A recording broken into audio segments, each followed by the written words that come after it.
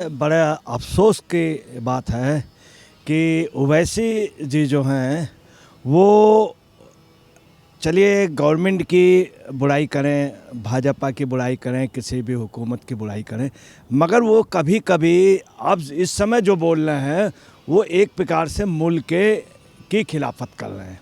ये जो है जवानों को, जो मुस्लिम जमात के जो जवान हैं उनको ये आप समझिए भड़का रहे हैं कि खिलाफत के लिए वो कह रहे हैं कि खड़े हो जाओ, एकजुट हो जाओ।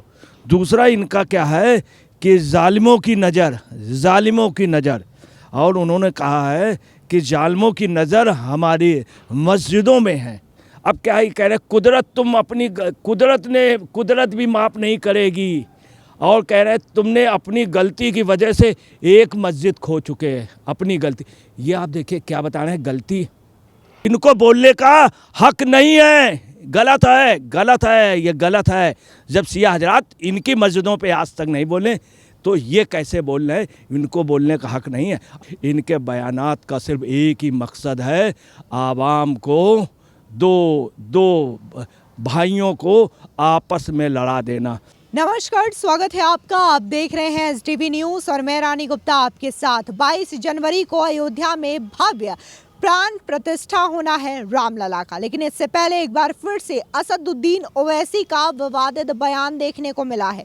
उन्होंने एक बार फिर से अपने पुराने बयानों को दोहराया है और ये कहा है कि हमें अपनी मस्जिदों को बचाना है, क्योंकि सत्ता में जो लोग बैठे हैं वो ललचाई नज़रों से इस पर नज़र डाले हुए हैं। इसी के साथ ही असदुद्दीन ओवैसी ने ये तक कहा कि जो मदरसे हैं वो इस्लाम के किले हैं। आपको याद दिला दें कि सुप्रीम कोर्ट ने साल 2019 में यह फैसला सुनाया और तब जाकर के अयोध्या में भव्य राम मंदिर बन रहा है। इसके बावजूद असदुद्दीन ओवैसी बार बार कहीं ना कहीं इस तरीके के बयान दे करके लोगों को भड़काने का, बरगलाने का काम कर रहे हैं। ऐसे में हमारे साथ मौजूद है वरिष्ठ पत्रकार अजय जी। सर, स्वागत है आपका। एक बार फिर से असदुद्दीन ओवैसी ने विवादित बयान दिया है। अक्सर वो कहीं ना कहीं अपने बयानों के जरिए युवाओं को भड़काने की कोशिश करते हैं। जिस तरीके से वो ये कह रहे हैं कि अपनी मस्जिदों को बचाओ, आबाद रखो, क्योंकि सत्ता में जो लोग बैठे हैं उनकी नजरें लालच भरी हैं और मस्जिदों की ओर हैं।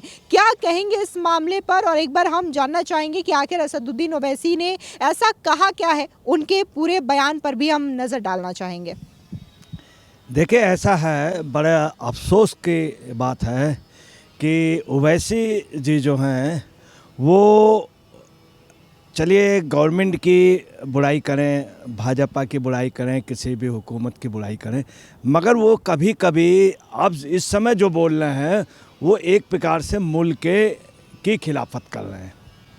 दूसरा, उनके जो बयानात जारी हो रहे हैं वो लगातार आपसे मुसलसल तौर पे इतने गलत समय पर हैं कि इस समय राम मंदिर बनने जा रहा है, या तो उनको महीने भर पहले बोलना चाहिए या इसके बाद में बोलना चाहिए।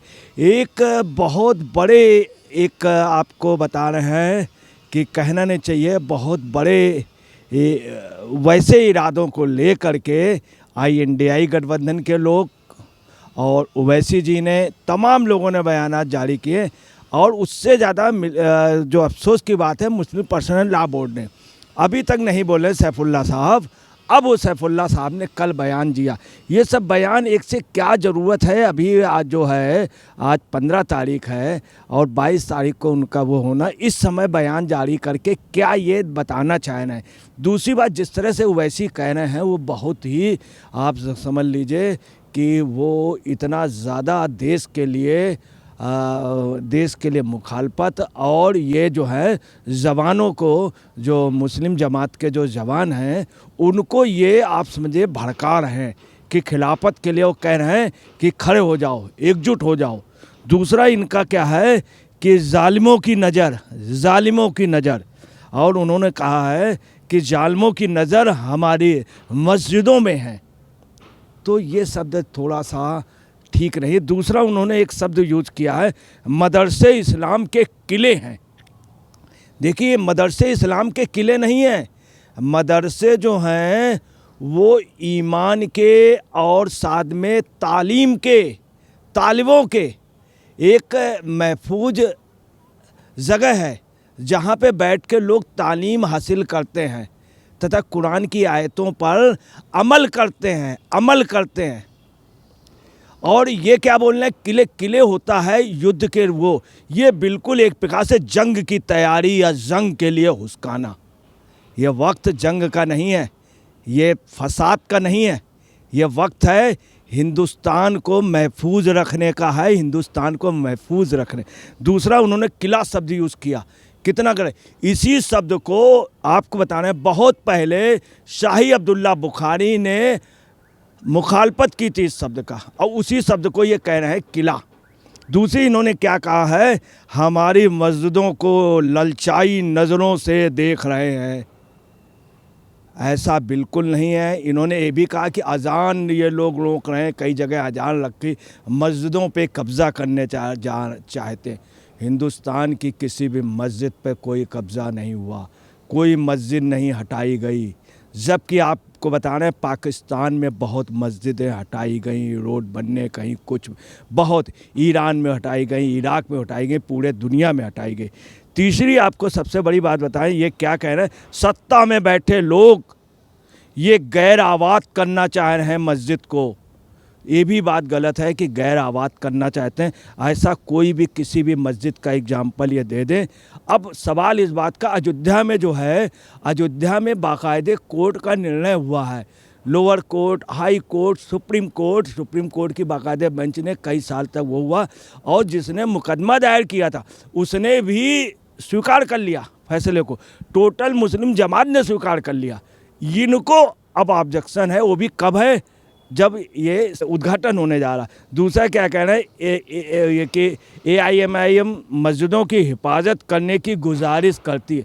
अरे मस्जिदें कहाँ पे, कौन सी मस्जिद है वो बताएं, कोई मस्जिदों की गुजारिश ये क्यों कर रहे हैं, अभी तक क्यों नहीं कर पाए। ये कितने बार अयोध्या गए, कितने बार बनारस गए, कितने बार मथुरा गए, वहाँ जा कर के नहीं, ये सिर्फ बयानात जारी करना, इसमें कोई शक नहीं।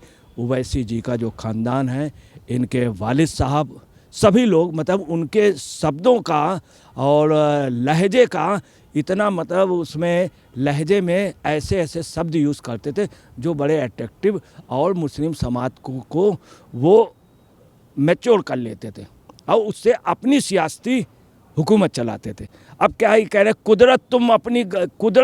कुदरत भी माफ़ नहीं करेगी, और कह रहे हैं तुमने अपनी गलती की वजह से एक मस्जिद खो चुके हैं, अपनी गलती। ये आप देखिए क्या बता रहे हैं, गलती। अरे अगर गलती हो गई तो उसको हटाया जा रहा। तुम एक गलती की वजह से अपनी मस्जिद खो चुके हो, एक तो गंवा चुके हो, नहीं जागे तो कुछ नहीं बचेगा। ये तो बिल्कुल आपको बता रहे हैं, ये देश में फसाद, और कायदे से आपको बता रहे हैं कि ये चीज़ जो है ये इस्लाम के कायदे के हिसाब से नहीं कह रहे, ये सिर्फ आवाम को ये हुस्कान है, और ये चीज़ वास्तव में मुल्क परस्ती नहीं, मुल्क के साथ खिलाफत है, और ये राष्ट्रद्रोह देशद्रोह की बात है, अगर कटु सच आप देखें।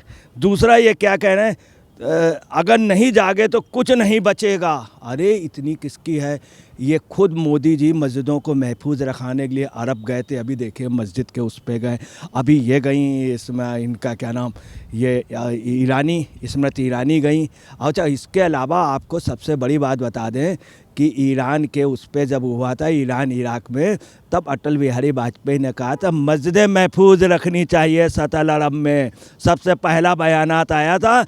और उस समय वहाँ के इराक़ के उन्होंने कहा था कि सिर्फ पहली आवाज़ आई अटल बिहारी वाजपेयी की कि मस्जिदें सतल अरब में महफूज रहनी चाहिए। ये बात इराक़ के सद्दाम ने खुद कही थी।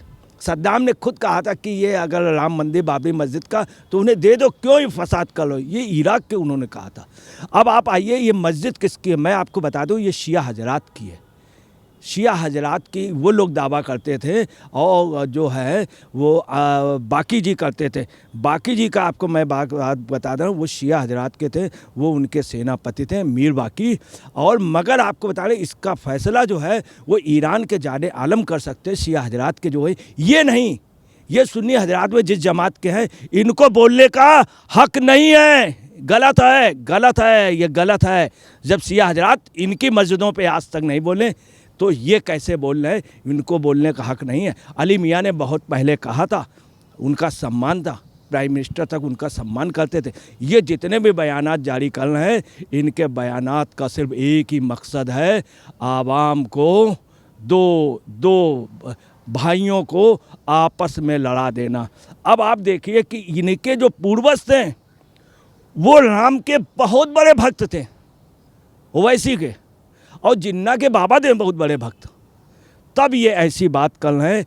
आदमी अपने जो होता है, बुज़ुर्गों को थोड़ी बोल जाता है, बुज़ुर्गों के कपड़ों को महफूज रखा जाता है, बुज़ुर्गों के वो महफूज रखे जाते हैं। और ये बुज़ुर्गों के दूसरा इन्होंने क्या बोला है कि देखिए एक एक शब्द इनके ऐसे चुभने वाले हैं, मगर मुसलमान जो है, समझदार मुसलमान इनकी बातों पे नहीं आता, वरना इनकी हुकूमत होती। हिंदुस्तान में इनके बहुत सांसद होते, इनके सबसे कम, इससे ज़्यादा और मुस्लिम सांसद एक से एक बेहतर जीत करके आए। दूसरा ये क्या कह रहे हैं कि अपने मसलों को, मतलब अपने जमात के मसलों को सुलझाएं और उनको जो उसमें खिलाफत हो रही है, आपस के जो वो आपस के जो इत्तेफाक है, इनको दूर कर। नहीं, ये ठीक है, बहुत अच्छे। इनको ये भी बोलना चाहिए कि मुल्क के भी हिंदू मुस्लिम मसलों को भी इत्तेफाक जो है उनको सुलझाएं। दूसरा इन्होंने कहा साइड करिए, किनारे करिए। इस समय भी का माहौल ऐसा है कि जो भी आपस के इत्तेफाक के, उनको इस समय किनारे रखना चाहिए। आप 24 के बाद बयान दे लेते हैं तो चलिए आपके फिर ये क्या कहना है, अजान पे और हम मिल कर के खड़े हों, ये रिवोल्ट की बात है, ये रिवोल्ट की बात है, ये रिवोल्ट की बात। आपको मालूम है मुस्लिम मुल्कों में अगर मुल्क के ख़िलाफ़ तो उसको क्या बोलते हैं, वो एक प्रकार से मुल्क के खिलाफत, उससे बड़ी कोई खिलाफत नहीं होती। दूसरा ये क्या बोल रहे हैं, इन्होंने इसके पहले एक जुमा को क्या बोला, जवानों आवाज़ बुलंद करो, खड़े हो जाओ और जहाँ हो वहाँ से आवाज़ दो, मुखालफत करो, इस हुकूमत की मुखालफत करो। ये बयान इस समय देना अभी जुमे के, ये बयान जो इसके पहले जो इन्होंने दिया है कल वाला, ये भी एक तकरीर में दिया। और किस में दिया, बहुत बड़ी आवाम की एक उस पे दिया। कितनी गलत बात है। अब ये क्या कहना है इसके आगे आपको बता रहे हैं। इन्होंने दिया, इधर सैफुल्लाह रहमानी उन्होंने दिया। वो क्या कल बोले, सेकुलरिज्म डेमोक्रेसी पे। अरे डेमोक्रेसी में उन लोगों को वोट दिया था राम मंदिर बनाने के लिए, वो लोग 3 बार लगातार आए 2014। फिर कोर्ट ने आदेश किया, अन्याय की बात कर, मतलब यूपी में आए ये लगातार, फिर सेंट्रल पे आए, 2 बार सेंट्रल पे आए। और आपको बता रहे हैं क्या कह रहे हैं, अन्याय बाकायदे न्याय से हुआ। दूसरा क्या कह रहे हैं कि वहाँ पे नमाज होती थी, वहाँ नमाज नहीं होती थी, अजान नहीं होती थी। बात मैं नहीं कह रहा हूँ, ये बात बाबरी मस्जिद एक्शन कमेटी के जावेद हबीब ने खुद कही थी। जावेद हबीब ने खुद कही थी, जो मुझसे दूसरी बार बरकार नज़वी ने कही थी, जो उसके बाबरी मस्जिद एक्शन कमेटी के जो चेयरमैन थे। अब ये क्या कह रहे हैं कि दीपक जलाना या ये नारे मत लगाना, ये अन्याय होगा और ये ठीक नहीं है, अविश्वास होगा। आपसे कौन कह रहा है कि दीपक जलाएं, या मुस्लिम से कोई कह रहा हो? ये आपको बताना है, योजनाबद्ध तरीके से भारत के अंदर वो फैलाने की है। मैं आपको बता रहा हूँ, जो कुछ भी ये हो रहा है ये बेहद ही गलत हो रहा है। और योजनाबद्ध तरीके से आपको बताना है, राम मंदिर के ख़िलाफ़ एक माहौल हुआ है। इसके जो मास्टरमाइंड हैं वो विदेश में बैठे हुए, कुछ यहाँ पे हैं, कुछ राजनीतिक दलों के नेता हैं, जो आप समझ लीजिए कोई इटली से हो रहा है, कोई पेरिस से गाइड हो रहा है, कोई पाकिस्तान से हो रहा है। आपको कहना नहीं चाहिए पप्पू पप्पी पेरिस, पप्पू पप्पी पेरिस पनौती, ये सब आपको बता रहे हैं। ये सब एक हो करके योजनाबद्ध तरीके ओवैसी को, इन सब को करके पता नहीं क्या माहौल बनाना चाह रहे हैं। 22 तारीख को जो होना है वो होगा। राम जो है वो हिंदुस्तान की पहचान है, हिंदुस्तान की तहजीब के पूर्वज हैं, तो उनका ये होने दीजिए। आपकी मस्जिद किसने रोकी है? या इसके पहले हिंदुस्तान के तमाम वज़ीर आज़म जो हैं वो मस्जिदों पे गए हैं, उन्होंने बाकायदे मस्जिदों पे हिस्सा लिया, शिरकत की है।